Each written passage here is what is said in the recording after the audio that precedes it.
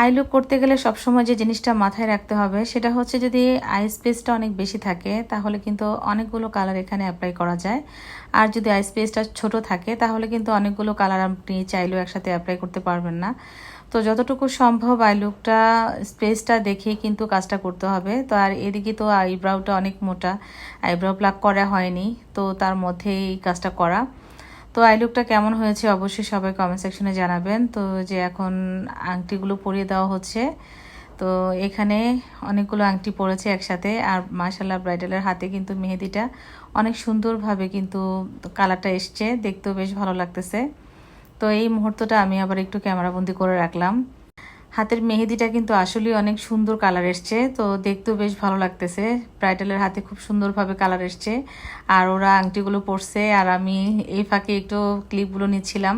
আর এটা ছিল একটি পার্টি মেকওভার। আর ও দেখেন কি করতেছে, দুষ্টামি করতেছিল।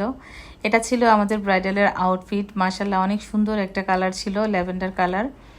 তো এই ছিল আমাদের আজকের ব্রাইড। রীতিমতো জিজ্ঞেস করি আপনাদের কাছে কেমন লাগে, আজকেও বলবো কেমন লেগেছে, অবশ্যই কমেন্ট সেকশনে জানাবেন।